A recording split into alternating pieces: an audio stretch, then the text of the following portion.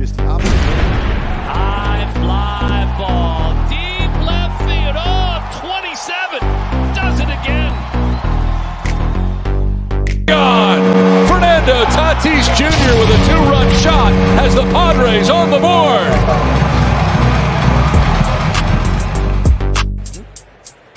Ball and 2 strikes to Shohei here. Oh, got it! Got it! 33! Oh, wow. Where did that one go? That's his 11th.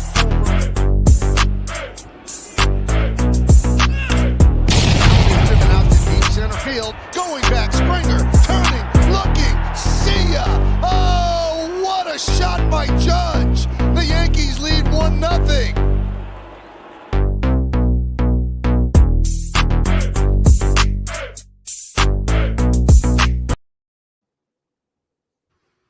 Hi, everybody. Welcome to episode number 20 of our baseball podcast presented by the Athletes Hub. We got a lot to talk about today. We're going to try to condense it into a pretty short amount of time, so we'll go ahead and kick it off with some hot weeks. Starting off with San Diego Padres, Jake Cronenworth. Last week at 39 plate appearances, hit .531, incredible, 615 on base, 813 slug, scored 9 runs, socked a dinger, 5 RBIs, stole a bag. He led the majors with 1.2 F4, which is crazy in 1 week on the season. Obviously not as good as that line, but 259, 259 average, 349 on base, 422 slug, 43 runs, 7 home runs, 41 RBIs. Still just the 1 steal, his first steal of the season last week, and a 121 WRC plus.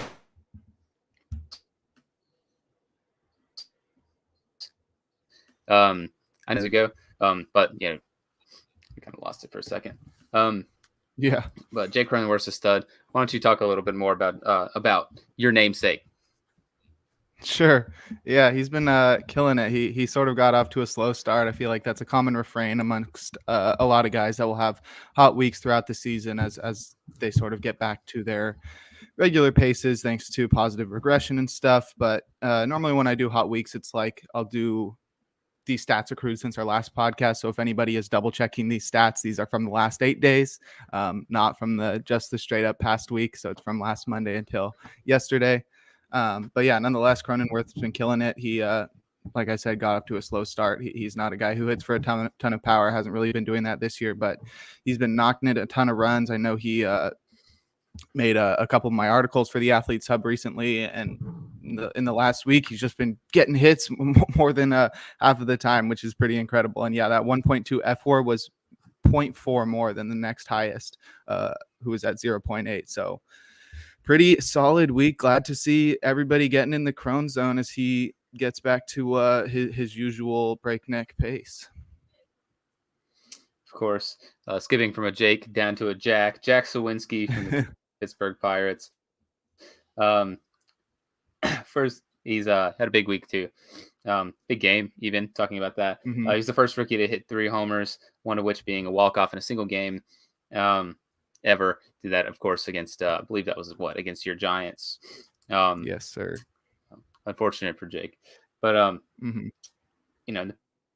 past 8 days, 29 plate appearances, hit 280, 379 on base, 680 slug, of course, buoyed by the 3 home runs in a single game.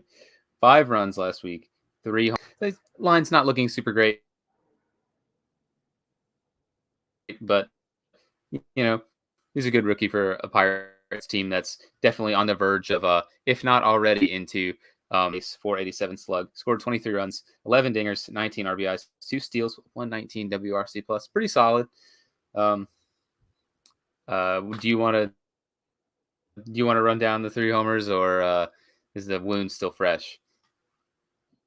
Sure, I can run it down. It was pretty crazy. I obviously don't have a lot of time to watch a lot of baseball this year with all the work I'm doing for the Athletes Hub and Pitcher List and Baseball HQ while also working a job. So I really have not watched too many baseball games this year. So I didn't get to see those dingers live as a Giants fan. But I literally saw that he had hit a walk-off and I was like, oh my gosh, that's crazy. Jack Zowinski's a legend, and I didn't realize it was his third homer of the game. So that's pretty incredible, especially to do that as a rookie.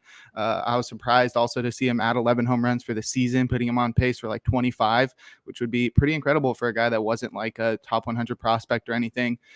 He's a guy who hits for a decent power. He strikes out like 30% of the time, but he's a pretty solid fielder as well. I think he's going to be pretty interesting for the next few years if he does get playing time for the Pirates. And if they do start trading away some veterans at the deadline, he'll have like a spot in the top half of that order. But that Pirates team is starting to become really fun. And it's cool that Zowinski, who I didn't really think much of when he first got called up, is actually making an impact on the field. Of course, and staying in the NL Central, big week this time from the pitching side of things, with Tyler Mahle from the Cincinnati Reds.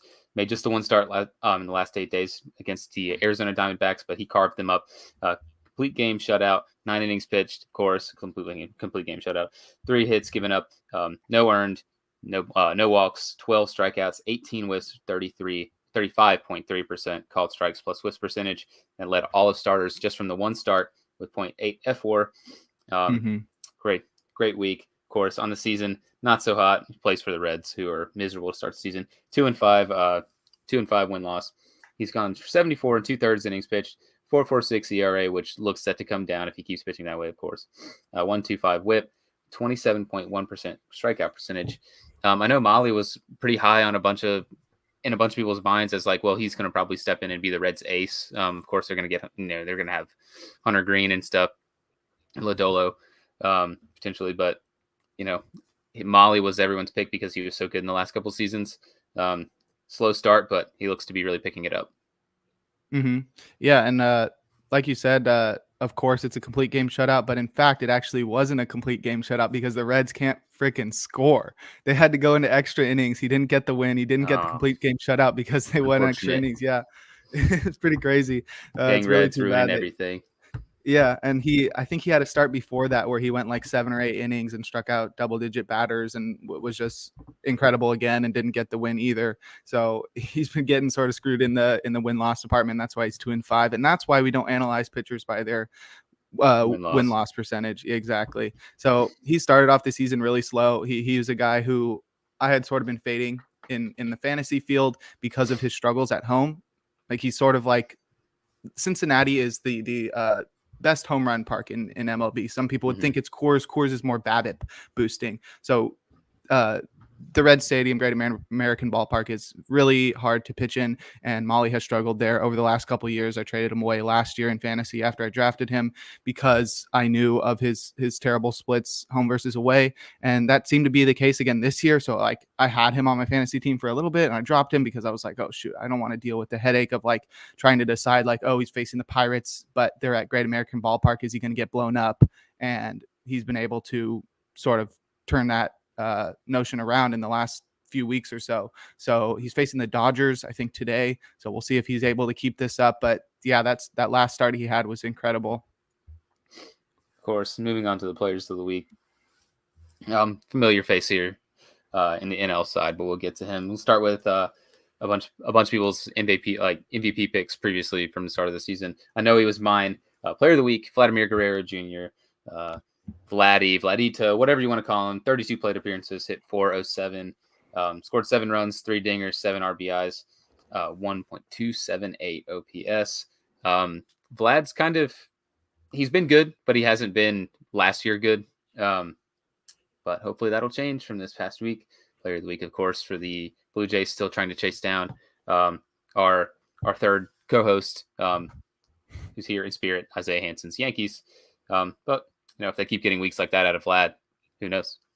Yeah, he's been looking pretty solid the last couple of weeks. He really got off to a slow start, and it seemed like he was reverting back to what he was doing prior to last season when he was an MVP candidate, where he was just hitting too many ground balls, couldn't get the ball in the air, and that's sort of what a lot of people predicted for him turning into a breakout hitter last season, was him getting the ball in the air more, and he's been unable to do that this year. But it seems as though he's finally turning that notion around again, which is a good sign for the Blue Jays team that's looking to compete for the postseason.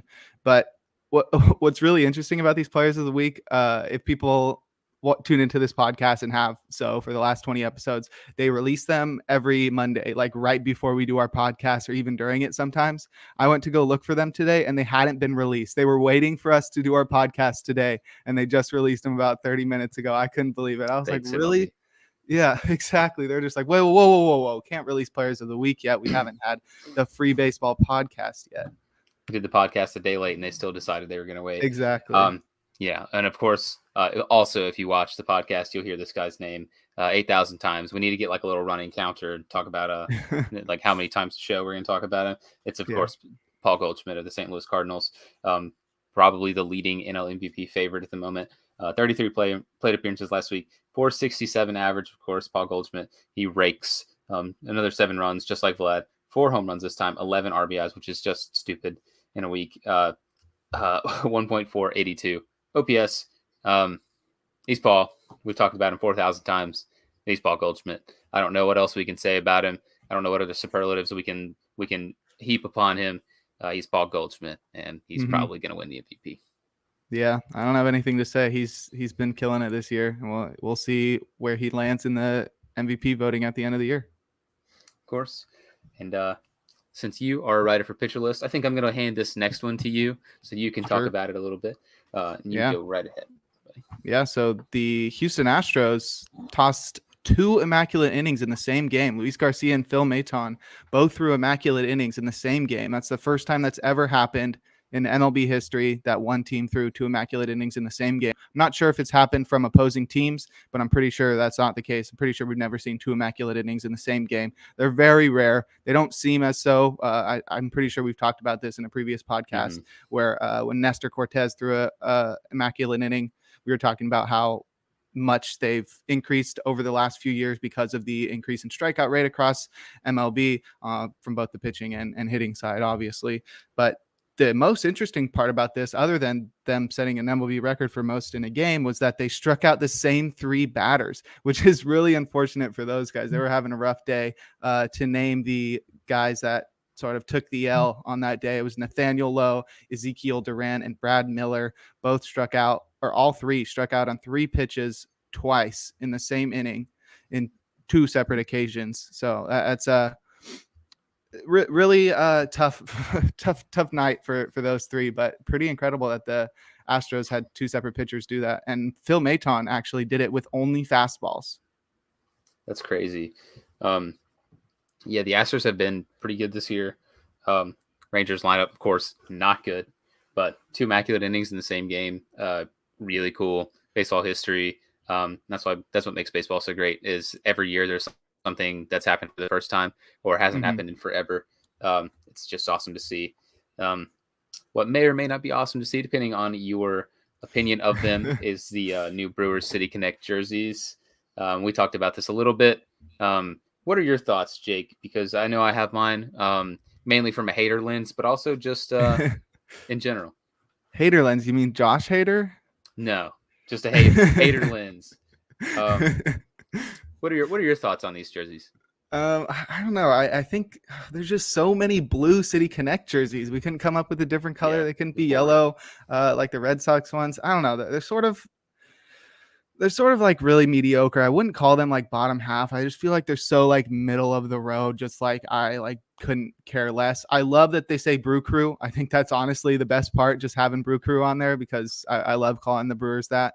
The hat, I understand what it's supposed to be, like the Milwaukee 141, but it sort of looks all over the place, especially if you zoom in a little further and take a look at it. This picture doesn't really do it justice in that department. But other than that, like there's not really much going on. Like the blue and yellow, I think, look well together. It's sort of just like the opposite of those Red Sox jerseys, the Red Sox City Connect, that are also the same sort of yellow and blue, sort of inverse. I don't know. These are sort of underwhelming. I like the type on the letters across the chest, but other than that, I'm not the biggest fan. I wouldn't say I hate these, but they're definitely like very mediocre. I'm just glad that they went with white pants.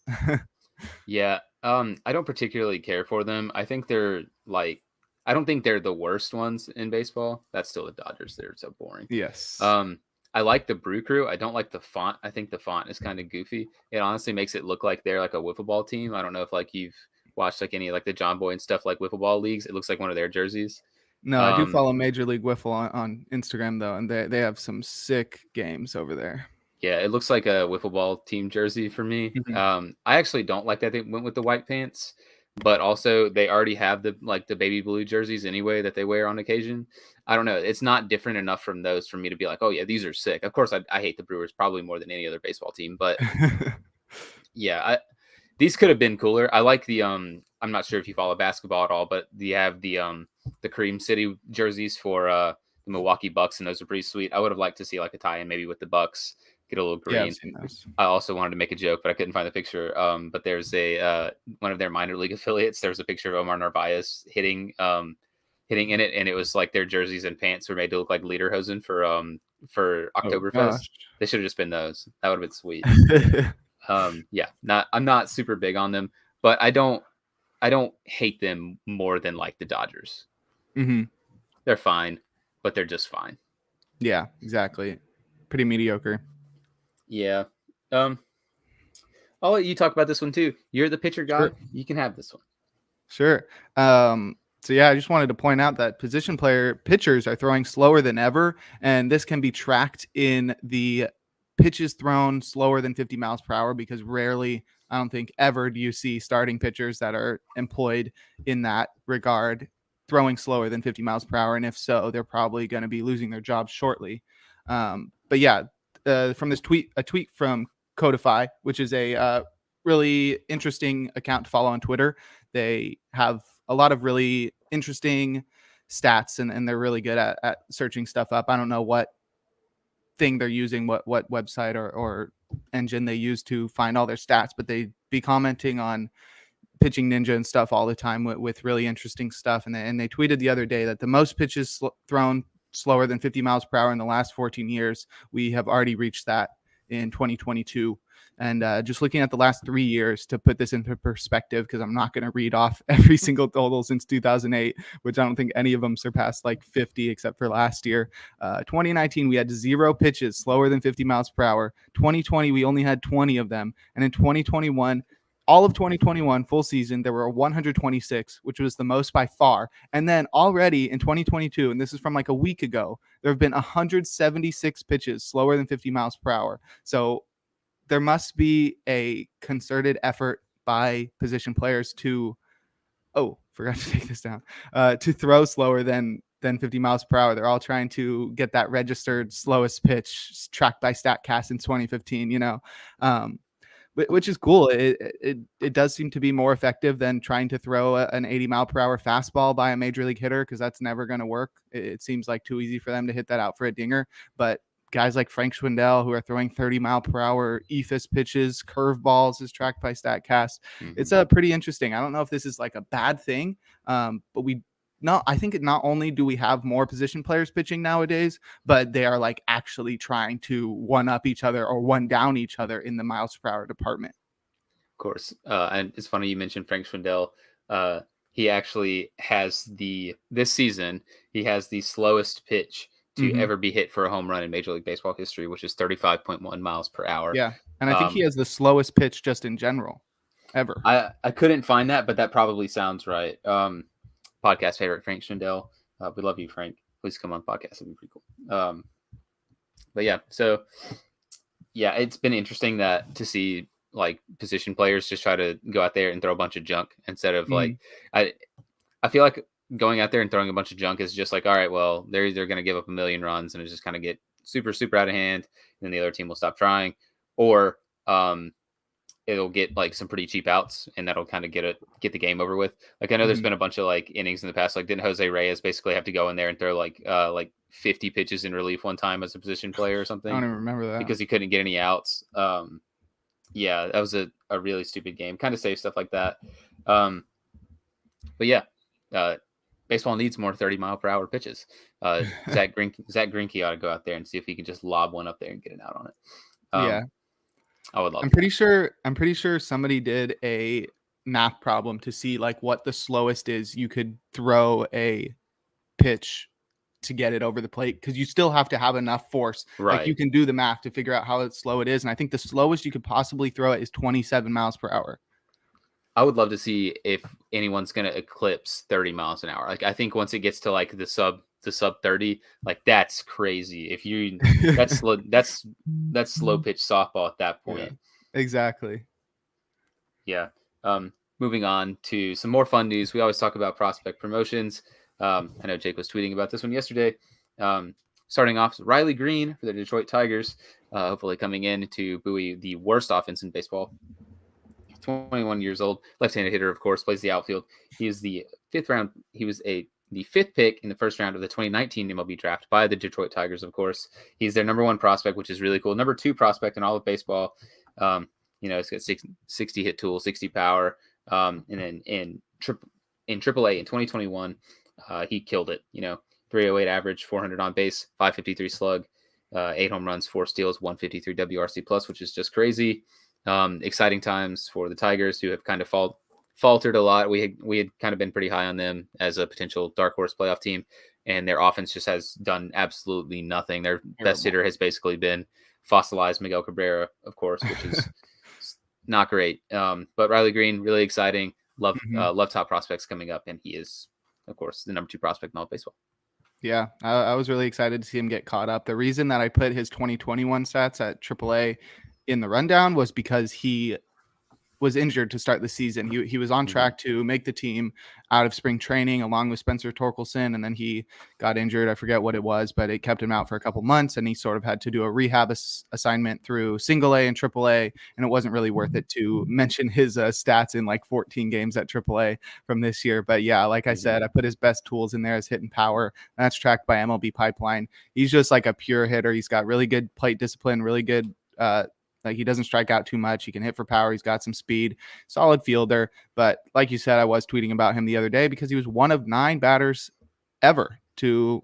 rookies ever to walk twice in each of their first 2 games. Yeah. I was fooling around with StatHead while I was at work because it was so freaking slow. But yeah, it's pretty crazy. It's always cool to see a top prospect like this come up, like a number 2 prospect. That's huge. It would have been Torkelson, but Torkelson already exhausted his prospect, not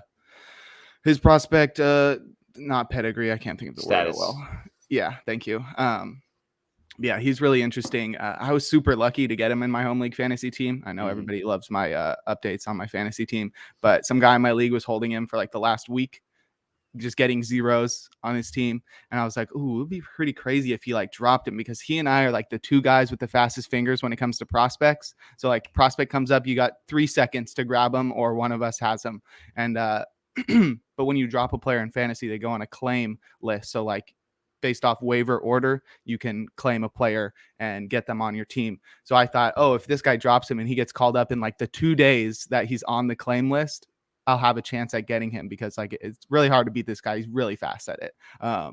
He dropped him in like the second day that he was on claims. He got called up. Yeah. And I was like, oh man, what? I'm like the 3rd guy on the claim list, and the 3 guys above me, or I was like 4th, and the 3 guys above me were all guys who like don't touch their teams that much. And I was like, dang, I'm actually going to get him. That's so disappointing. But he got another top prospect from the Pirates that we'll talk about shortly. Not the next guy, but a bigger one, of course, both in size and prospects pedigree. Of course, and before we talk about that one, the Pittsburgh Pirates called up their number 5 prospect, Leo Figueroa. He's 21 years old, right-handed hitter, plays shortstop, which is interesting because, another prospect they called up also happens to play shortstop. It's a number 58 prospect in MLB, according to MLB Pipeline. Of course, and his best tools are his running ability, 60, and then he has a 55 hit, arm, and field tool. All-arounder player, pretty good in field, good shortstop. Interesting to see where he plays because of a name we will talk about, of course. In 2022, they called him up straight from AA, which we've seen this season before, of course, in the same division, even with Christopher Morel coming up for the Cubs. He was good in AA, 292 average, 325 on base, not super heavy on walk-in, 409 slug, 5 home runs, 14 steals, 113 WRC plus, pretty good. And of course, Pirates, bad but fun. Yeah, they're really turning into a fun team. He really, like you said, he 325 OBP really doesn't walk. I think it was like 3% or something, which is like, I think because of that, the way that he doesn't walk at all, I think he's going to be like similar to Tim Anderson, probably with better field, but like just like big hit tool. Yeah, big hit tool, fast guy, doesn't walk a lot, but makes a lot of contact. I don't think he stays up for that long this year. I do see him. Actually, I don't know. I feel like he could be the second baseman, even though he does have like the fielding as one of his best tools. Because O'Neal Cruz, who we were sort of subtweeting just right before this, just has a crazy arm, and you don't really want to waste that at second base. He could be in the outfield or third base, but I think he wants to try to stick at shortstop. So I don't know. Leover is still 21. He's the number 5 Pittsburgh prospect, so he will have his chances. But I'm not sure that this year is the year that he's going to break out anyway. But still, it's so dope to see all these prospects getting called up. I was just scrolling through the top 100 prospects before this to make sure I didn't miss anyone, and it's like 75%. Okay, that's too much. Maybe like 35% of the list is just like in majors right now, which is absolutely dope. I'm so glad that all these prospects are getting their run, and that doesn't even include all the guys that were top prospects that have already exhausted that eligibility. Of course, we trashed his inability almost to walk. He got to walk a lot. He got to walk last night in his first game. So that's cool. That's cool. Shout out to that. Also struck out twice, I think. But good for the Pirates. Another couple more big prospects. Jeter Downs for the Boston Red Sox also called up. He's a second baseman / shortstop. I think he's been playing shortstop in the minors and projected to be a shortstop, but most likely fits at second long term for the Boston Red Sox, with either Story moving there if Bogaerts doesn't resign, or et cetera, et cetera. He's 23 years old. He was the 32nd pick in the first round in a 2017 MLB draft by the Cincinnati Reds, and then I believe he was traded to the Dodgers, and then of course was in the Dodgers trade. Alex Wood deal, I think. Yeah, that sounds right. Then he was, of course, in the blockbuster deal for Mookie Betts. But he's Boston's number five prospect. He's a former top 100 prospect. He's kind of fallen by the wayside a little bit. His best tools are his arm, which is 55 grade, and he has a 50 power run and field tool. Pretty good in the field, of course, which would be interesting to see if he will stick at shortstop long term. Kind of a miserable season so far in AAA, but he's hitting 180, 297 on base percentage, which is pretty good. 397 slug, 11 dingers, 11 steals, 86 WRC plus. He's been kind of up and down, but the Red Sox kind of need bodies right now, so he's up.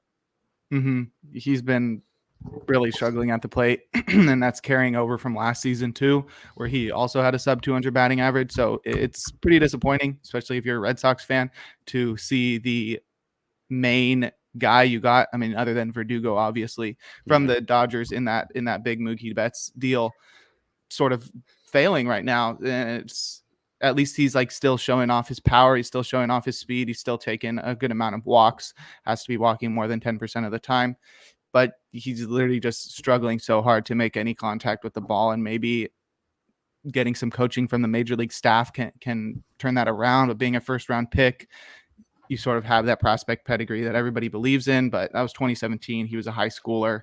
It's really hard to project those guys out into the future. I don't think that he stays up for that long. Obviously, you mentioned Trevor Story and Xander Bogaerts. They don't really have a ton of room for Downs. I'm not really even sure why they called him up. Maybe one of them hit the IL and I missed it, but I don't think he stays up for that long. He's also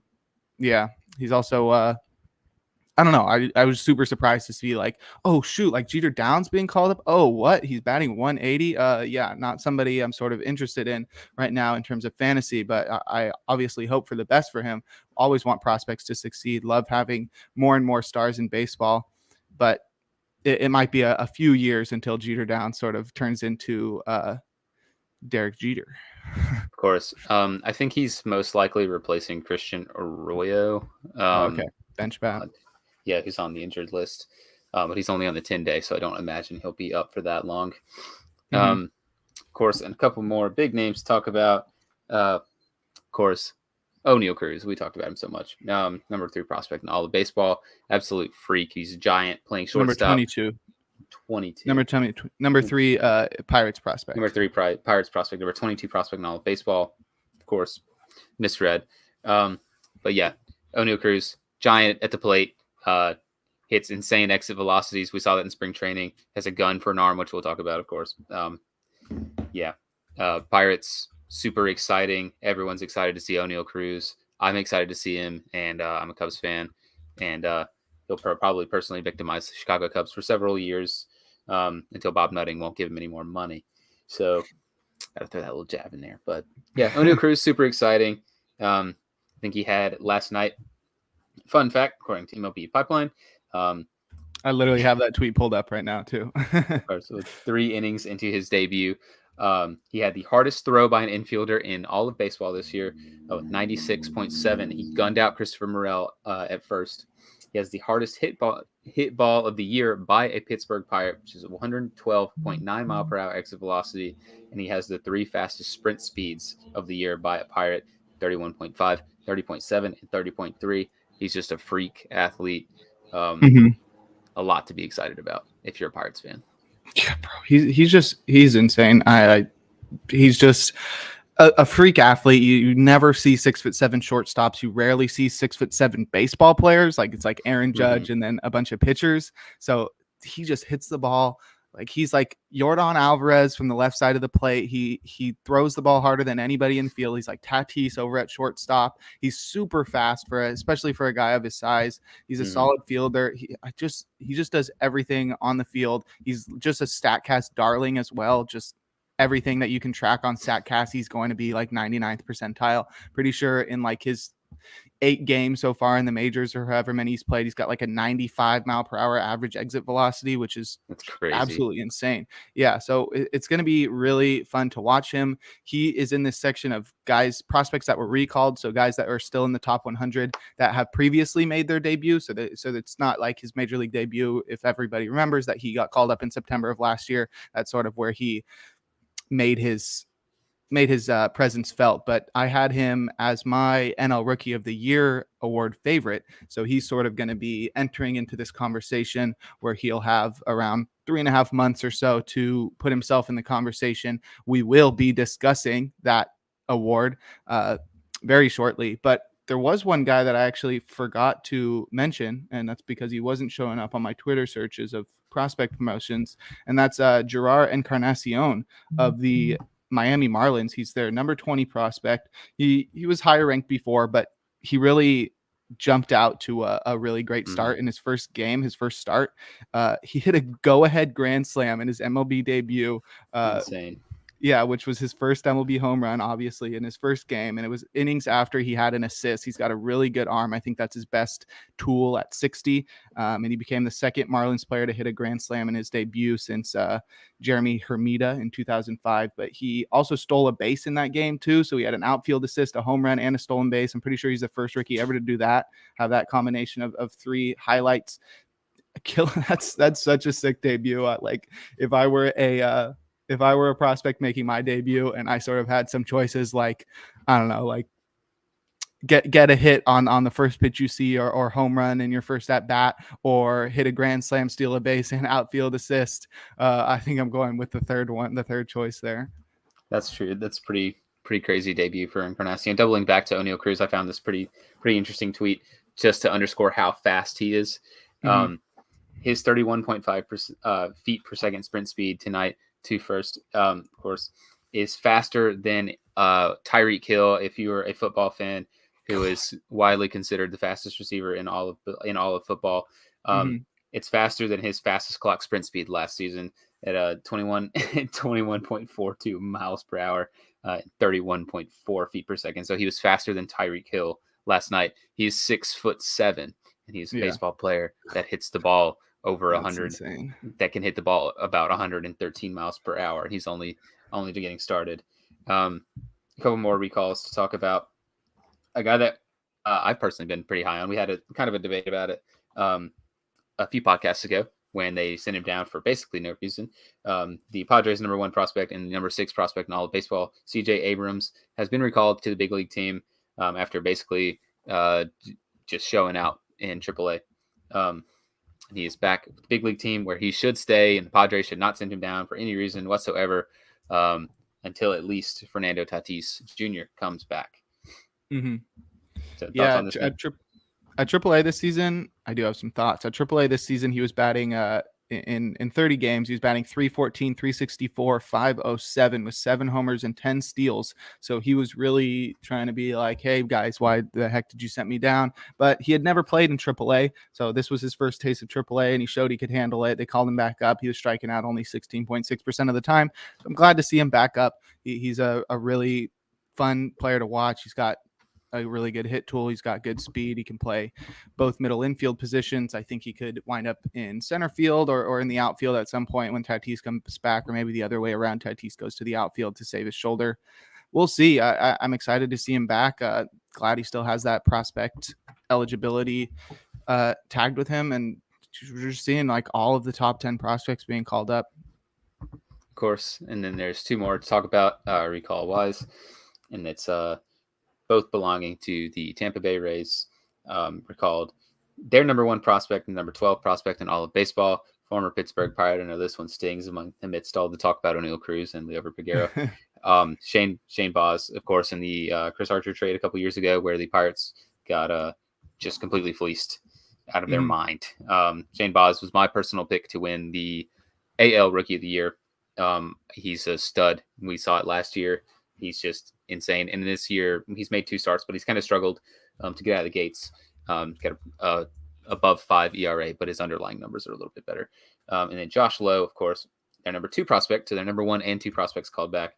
He started the season with the big league team and kind of stunk, and they sent him down, and now he's back up. So good moves by the Rays, who are also trying to chase the Yankees in the AL East. But yeah, pretty solid moves for the reigning. I believe they are the reigning AL East winners. Yeah, I think so. They win last year. Yeah, I thought so. Pretty sure. But yeah, Baz is he did struggle, but I think that's mostly in his first start. He was out with I think he had arthroscopic surgery on his elbow. But he's made 2 starts so far in his return. The first one was 2 1/3 innings pitched. It was when I was reading the blurb on Pitcher List about his start, he had 2 really good innings. In the 3rd inning, I think he walked somebody or hit a batter or something. And then when he got into the stretch, he just completely lost command of his pitches. I think he must have been opening up his shoulders too early or some sort of mechanical thing like that. And he literally just like was walked like 2 more guys and then gave up a grand slam. So it was definitely something that was easily fixed, and he easily fixed it in his next start, where he went 6 innings and allowed 2 hits, no earned, no walks, and 7 Ks against the Orioles. And I think he gets the Yankees next, so that will be the true test of his abilities. But he's really interesting. They already got Shane McClanahan out there. This is sort of like right-handed Shane McClanahan, where he's got like a full pitch mix, upper 90s fastball, devastating slider. He tosses a cutter and a change as well. But he's a really interesting prospect. Obviously, number 12, he's going to be really exciting to watch. And Josh Lowe, like you mentioned, really struggled batting sub 180 in his debut so far in the majors, but they sent him back to AAA, where he's always struggled with a strikeout rate, and he did so again, striking out 31% of the time. But like we talked about when he made the major league roster, he's a power speed guy, pretty all right hit tool, but he batted 299, 382, 540 in AAA when he was sent down. He hit 6 home runs, stole 6 bags. So he does have a lot of abilities, strikes out a lot. I think it's going to be sort of Javi Baez-esque, where he's got the power and the speed, but he walks a little more than Javi, or a lot more than Javi. Javi walks like once a month. 4 times a year, maybe. Yeah, so he may be a few years away from actually being like a star player, because I think he's really going to struggle if he's striking out 30% of the time in the major leagues. Of course, Javi Baez, of course, on track for the Mathis if you watch Foolish Baseball this year. Hopefully these guys can figure it out. Of course, if you read our bold predictions article, which you totally should, and you can still read at theathleteshub.org, we did our bold predictions before the season started, and our award predictions as well. Shane Baz was my prediction for the AL Rookie of the Year, and my NL Rookie of the Year is not really panning out. I don't think me or Jake wants to talk about that with Joey Bart. So not great, but something fun to talk about is the Rookie of the Year debate. So we're going to run down a couple of guys that we think are the favorites in the American League and the National League. Sort of break down what we're thinking about him and who we think has the best chance. And I'll let you kick it off. You can introduce the candidates for the American League Rookie of the Year. Sure. Yeah, it's a 3-horse race in the American League. We'll have two different debates in the National League because it's sort of a wider race where you have guys on the mound and at the plate putting up Rookie of the Year caliber seasons. But in the American League, it's like a clear 3-horse race. Like, I don't even think you could make an argument for anybody else. We got 3 guys. We got Jeremy Pena of the Houston Astros, shortstop. We got shortstop Bobby Witt of the Kansas City Royals. And we got outfielder Julio Rodriguez of the Seattle Mariners. I'll run down their stats just real quick so that people listening and watching can have an idea of how well they've been doing this season without going to Fangraphs themselves. But Jeremy Pena has been batting .277, .333, .431 with 9 dingers, 6 swipes, and a .134 WRC plus, and he leads all rookies with 2.4 F4. Right now, he's on the IL, so he hasn't been able to add to those stats over the last few days, and I'm not sure when he's due back, but he will need to come back to sort of defend this award, but he is been looking like one of the best rookies in baseball because of that F4. Then you got Bobby Witt Jr., who's at 1.4 F4, so a full point behind Pena. He's batting .236 with a .279 OBP and a .427 slug. He's got 8 dingers and 10 steals, and that's a .97 WRC plus, but he's got really good fielding over there at third base and shortstop. And then you got Julio Rodriguez, one of the most exciting rookies in baseball. He's got 1.8 F4, so in between those last two, batting .265, .326, .419, 8 home runs, and his 18 stolen bases lead the major leagues. I think he might be tied with John Birdie now, who's been going on a stolen base frenzy. He's got a 120 WRC plus. So what do you think, Davis? Who are you feeling? I know I have the Royals hat on, and I so desperately want to defend Bobby Witt Jr., but I think if it's going to be a rest of the season race, for my money, I think it's Jarrar. He's just been consistently good at everything. So has Pena, but of course Pena is missing time. Jarrod's just so good, and he's like honestly just looking like a once in a generation talent once he kind of figures out the power a little bit more. And I imagine that he will. Of course, he's still so insanely young, just like these other 2 guys. But I think it really has to be for me, Jarrar. I want to make the case for Bobby Witt Jr., but he's just been so up and down, and he's been better as of late, but still probably like he just faces such an uphill climb to catch Rodriguez, let alone Pena. And I think Jarrar right now it's Pena, but I think full season it's Jarrar. Yeah, I agree with that sentiment that Julio Rodriguez will finish with it full season. He's just got the most talent. He's not injured right now. He has the ability to make the most impact on his team that is right now outside of the playoff race, and the Astros are like right in the center of it. So with Pena out, he's going to have to come back and keep doing it, but he does have the best stats so far in pretty much every category other than stolen bases, leading them all in each of the 3 slash line categories, in home runs, in WRC plus, and in F4 by far. A lot of that has to do with his really solid fielding at shortstop, which will automatically get you some extra points in that F4 category, but he's been really unstoppable. And it's sort of like he started off like stealing all the headlines with how well he was doing, and then he slowed down a little bit, but he still got those really good stats. And he's sort of just been quietly putting up a really good season. I think he's been out for a week so far. He will hopefully return shortly, but I think right now you have to make the case for Pena. He's just been too unstoppable, but I would love to see Julio make it. I think he's just one of the most fun young players in baseball to watch. He's going to be in that Ronald Acuna, Tatis territory of just power speed guys that can do sort of everything on the field. And I'm really excited to see how the rest of his career plays out. But yeah, I think Bobby Witt is clearly the third guy here, and he definitely has some ground to make up in the contact and the on base numbers, but he does have the ability to do it. We've seen him go 30-30 in the minor leagues. So he does have the ability to just go on a tear for the second half. And he has seemed to be getting better as the season wears on and he gets used to major league pitching. But I think right now you got to make the case for Pena, and I think it's going to be a pretty clear 2-horse race once we get to the end of the year.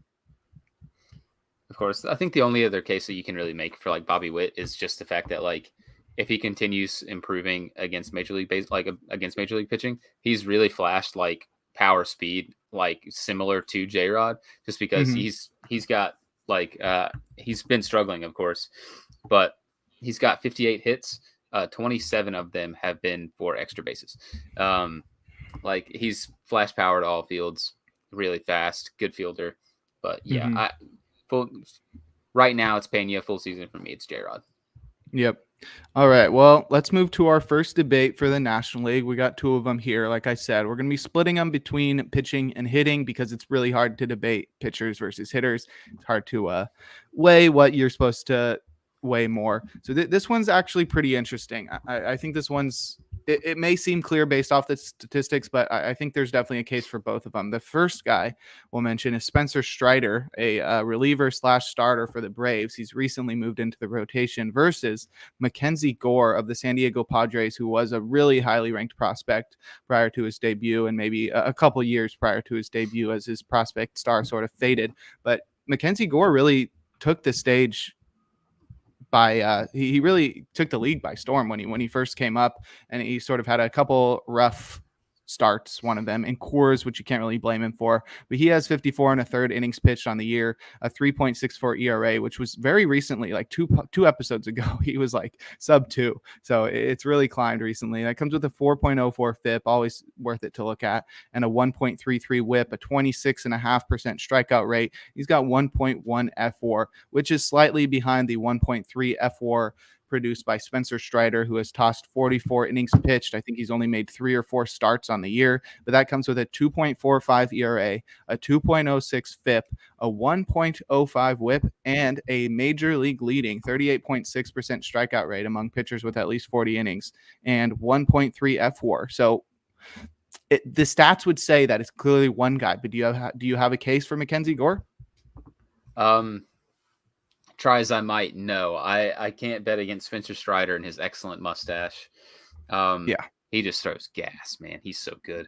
I try to keep up with the Braves as much as I can because, like, apart from the I live in Virginia. Apart from the Nationals and the Orioles, so I'm not gonna watch. The closest team are the Braves, so that's kind of like one of the local teams. Spencer Strider is excellent. He's been like in a swingman role, and he's finally in the rotation. And he's been part of this ridiculous 3-headed monster. Of course, he's got a 2.45 ERA, 2.06 FIP, which is just stupid. To go along with Max Fried, and Kyle Wright, who are both sub 3 FIP guys and sub 3 ERA guys. He looks completely at home. Last 3 starts, he's gone 15 1/3, 7 walks, not great, 8 hits. 8 hits, yeah, it's whatever. Sub 1 WHIP, 24 strikeouts in 15 innings. Like, he has a 1.76 ERA. That's also good for a 14.1 Ks per 9. Yeah, he guns down hitters. He's exciting. Awesome mustache, sweet K struts. Massive quads. Yeah, massive quads, sweet K struts on Pitching Ninja. Absolutely go watch all of his highlights. Yeah.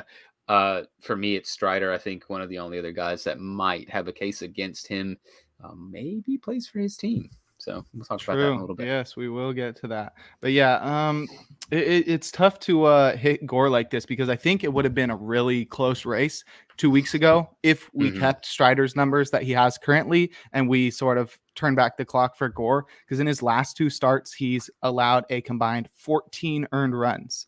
The first one was against Colorado in San Diego, where he went 2 1/3 and allowed 6 earned, which was really tough. Didn't give up any home runs. I'm sure he was just getting a little bit unlucky, but giving 6 earned runs in less than 3 innings is pretty tough. And then he went to Colorado facing the same team that just messed him up. He went 4 innings and allowed 8 earned runs, allowed 3 home runs. Coors was really messing with him there. So it's really, really too bad because he was really sporting a super low ERA. I think it was like 1.7 or something. He had thrown 4 starts, allowing 1 run across them. Maybe it was 3 starts and 1 relief appearance, but nonetheless, he was killing it before this. So it sort of sucks that like we're hitting the rookie debates right where Mackenzie Gore is sort of at his season low right now. But I think it's going to be a lot closer by the end of the season, especially if Gore sticks in the rotation throughout the year. He is leading Strider by 10 innings pitched. He's been in the rotation for longer, but it's hard to bet against the guy that is not only looking like the best rookie starting pitcher in the majors, but is also looking like one of the best starting pitchers just in general in the majors. Striking out more batters than Shane McClanahan is a tough feat, no matter what your age or experience in the majors is. His last 2 starts, he's combined for 19 strikeouts. His last one was 5 2/3 against the Nationals, where he struck out 11. That's pretty incredible. Like you said, he throws like 98 miles per hour on his average on his fastball, so he'll go over 100. He was in the bullpen for a lot of the season. That's where people really started catching on to how good he was, but he's leading Gore in pretty much every category. It's hard to bet against him right now, but I'm really excited to see how this pans out. I think we will be seeing a pitcher as the NL Rookie of the Year award winner by the end of the season, especially if these guys keep up what they've been doing. Well, not Gore the last couple starts, but keep up what he was doing before that. So let's move into this last debate before we close out the podcast with a special relief pitcher. But right now, these are the top 3 hitters. It was sort of a tight race. You can make a case for Luis Gonzalez. You can make a case for Christopher Morel. I don't think Luis Gonzalez is going to keep doing what he's been doing, and Christopher Morel has dropped off a little bit, so I didn't include them. But here are the top 3 guys that I thought would sort of be in the race towards the end of the year and are in it right now. We've got Brendan Donovan, a utility guy, plays literally every single position for the St. Louis Cardinals. We got Michael Harris of the Atlanta Braves. Michael Harris the second, excuse me. I'm always confused when guys have the second in their name. Like, aren't you just junior? Yeah, I feel like that would make sense, but I know it's not the case. Okay, well, I guess I got to Google why people do that. Michael Harris too. Yeah, there's another one in the majors right now, or 2.0. This is a better version. Yeah. But yeah, he's been killing it. He's an outfielder for the Braves. He's really good center fielder. And then you got Alec Thomas, another center fielder. He plays for the Arizona Diamondbacks. I'll run through these guys' stats real quick in the order that I mentioned them. We got Brendan Donovan batting .313, 420, 429. He's walking more than he's striking out. At least he was a few days ago. He's got only a 1 home run. He's stolen 2 bases, but a 147 WRC plus because of that contact and on-base ability. And that's good for a 1.3 FWAR, which is the same amount of WAR as Michael Harris II, who's got 1.3 in like 20 fewer games or something, batting .346, .369, .580 with 3 home runs, 2 steals, and a 160 WRC plus. Pretty incredible. And then you got another left-handed hitting center fielder in Alec Thomas, who's got about the same amount of games as Brendan Donovan. Had a really great debut. First few weeks fell off, and he's made the adjustment, which has allowed him to post a 276, 338, 440 slash line with 5 home runs and 4 swiped bases with a 117 WRC plus, good for 1 FWAR. Do you have a favorite among these 3, or do you think it's like a 2 or 3 horse race? Is it all like very close? It's going to take a few more months to figure out who's the guy here. I think it is going to take a few more months to kind of figure out who's the guy here. But if I had to rank them, I think I would have it like Harris, Donovan, then Thomas. Mm-hmm. Harris has just been so good, and he's been really good at a premium defensive position. And I know Donovan provides a ton of value because he basically plays everywhere. But Michael Harris has been a really good center fielder. Producing highlight plays, of course, which isn't everything. Mm-hmm. He's also hitting .346 against big league pitching. And I know that isn't a relatively limited sample size because he hasn't played the full season. He's played a good chunk of it. I'm a big guy for WRC plus. Yeah, I like nerd stats. So 160 WRC plus. He puts the ball in play, and he has insane speed. He isn't striking out as much as I believe he had been in the around a little bit in the minors. It's kind of staying around where it was in the minors, which is really good. Mm-hmm. That he's not kind of like faltering against big league pitching, and he just puts the ball in play, man. I like Michael Harris. I also really like Alec Thomas. I think Alec Thomas plays in one of the best ballparks to probably improve his stats. That lineup's just so bad that they can kind of just avoid him. I think I would have it like Harris. Like if I had to do like a tiers, it'd be like Harris, and then like Donovan right below him, and then Thomas with a little bit more of a drop off. But yeah, I'd have to go with the Brave here.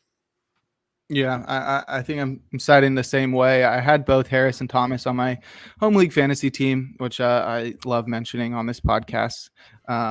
multiple times. I had both of them. I got them both up when they got called up. Traded Alec Thomas in a deal for Kyle Wright along with Brian Hayes, and dropped Michael Harris once I saw that he was just not walking and he hadn't hit a home run yet. Didn't think he was going to really be that crazy. And then ever since I dropped him, he's been crazy. Luckily, I have him in a league where he provides even more impact, a 15-team roto league, which gives you extra ability for the stolen bases and doesn't sort of ding you for the low amount that he walks. He literally is walking 3.6% of the time. Yeah, not great. Yeah, you definitely want to be a little more patient at the plate, which could end up adding to his strikeout rate. I know he's been pretty lucky in other departments as well. He's got a 417 BABIP, which is not sustainable. Not sustainable at all. Yes. And I think that comes also with a ground ball rate that is pretty high as well at 49.2%, which is not something that you want to be producing, because that's sort of, you need to rely on fielders not getting to the balls and good placement rather than good line drives, good fly balls and stuff for power. So I think he's going to be really good. The fielding definitely adds to his ability, especially if you're talking about real life and not fantasy, like I was just talking about. So I love what he's been doing. He's a really exciting player. I really didn't think he was going to be this crazy, especially because he's like the youngest player in baseball right now. He's 21 years old. One of the youngest at least. So he's been absolutely killing it. He's super fast. He's got a 94th percentile sprint speed according to Baseball Savant, and he's got 109.2 max EV, which is a 56th percentile, so pretty middle of the pack. But he's a really interesting player. I love what Brendan Donovan's been doing. I think he's going to fall off through the end of the season. He's just like, is he not just like another Tommy Edman, just with less power and speed and stuff? Like, it just seems like he's another Tommy Edman. The Cardinals are just so good at just like, okay, like double magic, boom. There's a guy who can play literally every single position on the field, do it well, hit for contact, play super hard, plays every day, and just produces. I think the lack of power is sort of going to hurt him throughout the season. Like, he finishes the season with like 5 or 6 home runs. It's going to be sort of not in there. And that's why I put Alec Thomas on here, because I love what he's been doing. Like I said, he started off really well, started falling back a little bit, and he made the adjustment. And that's really what you want to see with rookies. And that's what we're going to have to see from Michael Harris really soon, is that he's going to have to make an adjustment once pitchers learn how to attack him. And Alec Thomas has already done that. He's been batting pretty low in the order, which is sort of disappointing for a guy with his prospect pedigree. I think he's like a top 20 prospect on MLB Pipeline still. He's really interesting. He's a really solid fielder. He hits for contact. He hits for power. He's got some speed. I think he could really sneakily be in there if Michael Harris is unable to make the adjustment and Brendan Donovan's power never shows up.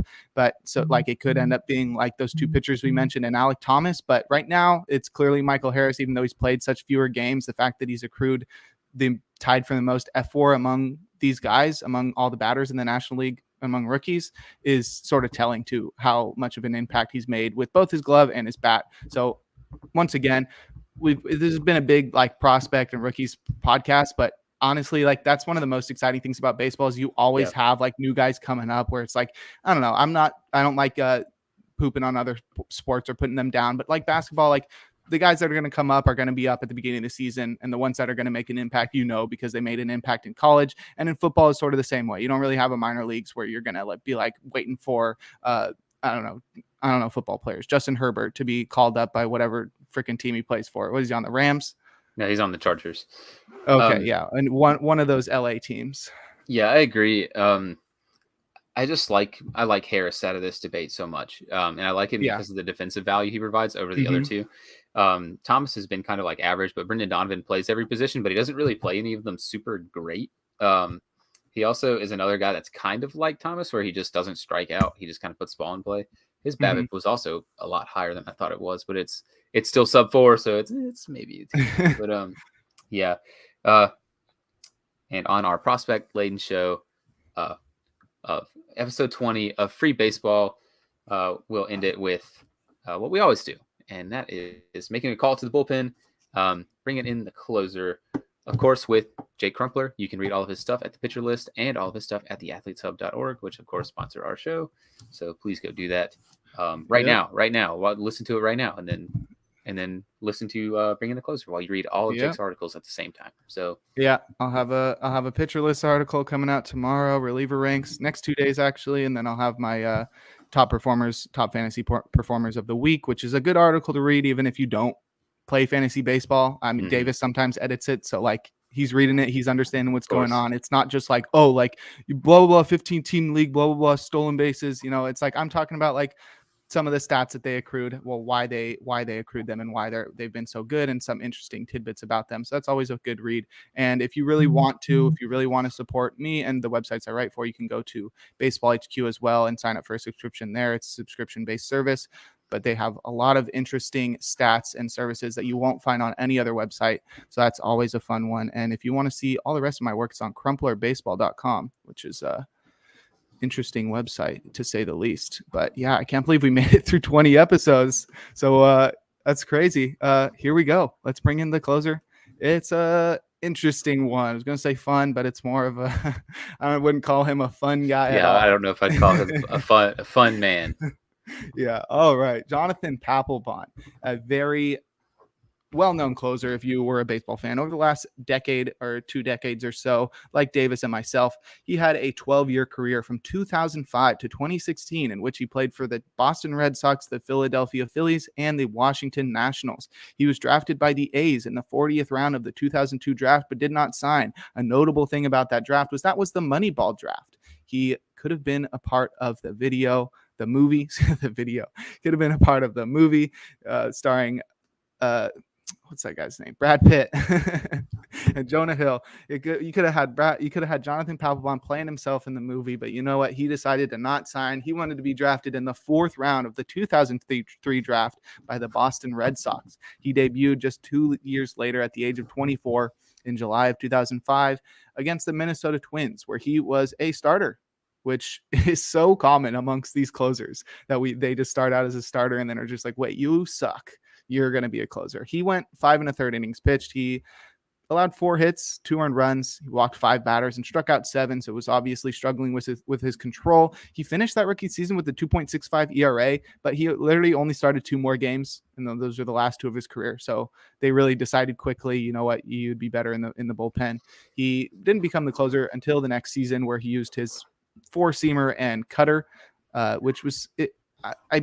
I'm under the impression that it was a cutter, but it could have been a slider, you know, with a little bit more movement. Either way, he also threw an occasional 2-seamer, but he became the closer in 2006, taking over for Keith Folk, who had sort of fallen back in his abilities as a closer, and thus began his career as a perennial all-star. His first all-star team came in 2006, where he also finished second in AL Rookie of the Year award voting in his second year, but it was his first full season. He still had that rookie eligibility. He tossed 68 in a 3rd inning, striking out 75 batters with a career low 0.92 ERA in his first full season as a closer. That came out to a bonkers 5.17 ERA plus, which doesn't even register, 0.78 WHIP, and a 35 saves. He was the first rookie ever to record double-digit saves in the month of April. Great start to his career as a closer, and that just kept going for the next few years. He made his second all-star team the next year in 2007, 58 in 3rd innings pitched, 84 strikeouts, a 1.85 ERA, a career low 0.77 WHIP, and 37 saves. He won the Delivery Man of the Year award. I'm not sure if they gave that out for both leagues, and that was before the Raleigh's Relief Award, but he won that. He also won his first and only World Series with the 2007 Red Sox, their second of the century.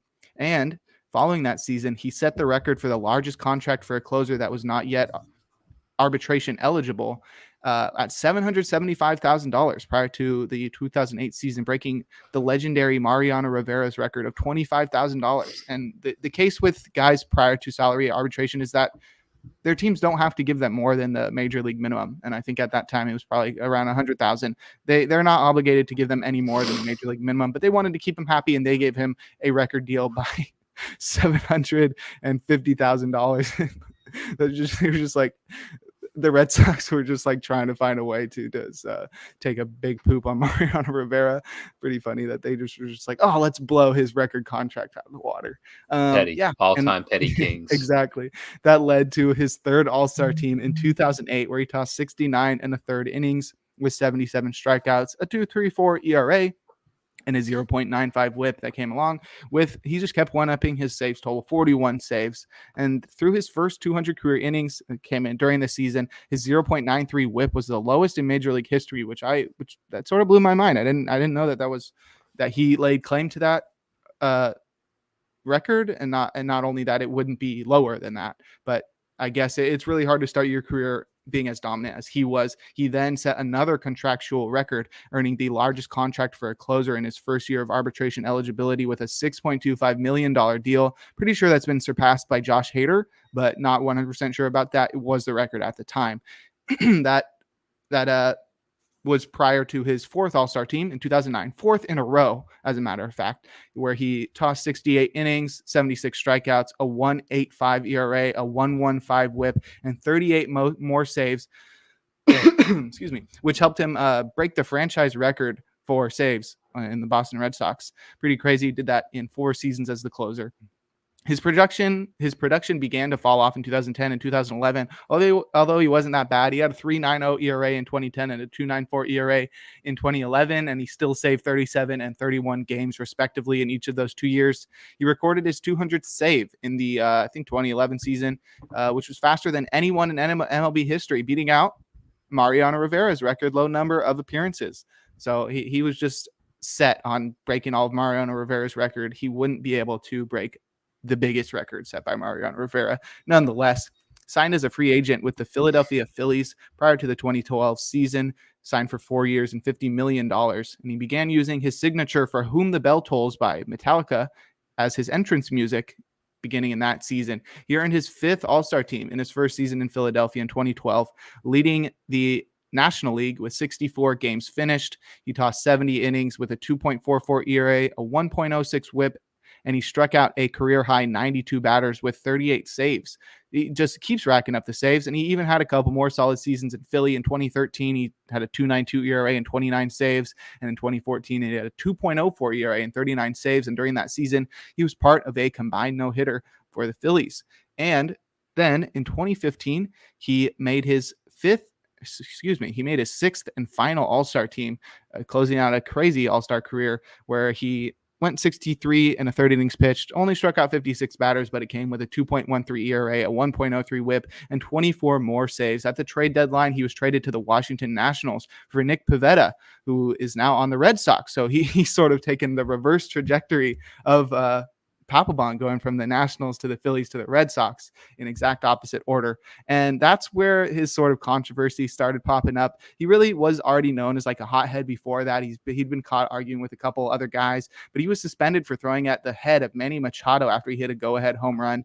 He was suspended for at least a few games for that. And then shortly after that, he was suspended by the team for choking teammate Bryce Harper. And those suspensions combined ended his season prematurely as he was out for the year there. I'm pretty sure I was reading on the Wikipedia page that fans of the Nationals were looking to donate money to Bryce Harper. They were looking to donate money to the team for them to designate the All-Star closer for assignment after choking their star and favorite player, Bryce Harper. So he was not really liked by the fan base either. He played one more season with Washington. He had that half season, then played a full season with Washington, and it wasn't too great. He asked for a trade, and they were just like, all right, they released him. They released him. No other team wanted him because of how much of a a-hole maybe he was to his teammates and to fans and to announcers and just all the likes. He got tossed by Joe West once and argued with him and got suspended for 7 games. He was just big on getting angry and stuff, but that sort of helped him throughout his career to be such a dominant closer. He was just so good as a closer for his career. He retired at 35. So he really had the ability to rack up some more saves and put himself like in clear, like Hall of Fame contention if voters could overlook his temperament. But for his career, he had For his career, he had 23.3 Baseball Reference wins above replacement across 725 and 2/3 innings pitched, where he struck out 808 batters, along with a 2.44 ERA and a 1.04 WHIP, and that came with 368 saves, which is currently tied for 10th all-time on the career saves leaderboard with the active Kenley Jansen, who will pass him probably in the next week or two and put him 11th all time. But nonetheless, he finished his career like top 10. That's top notch. He was a really great closer.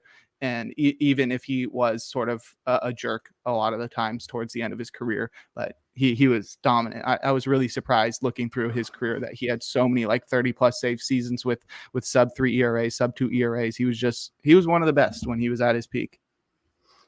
Of course, he was rewarded for his career by making the Hall of Fame ballot, although he did fall off the first time, unfortunately.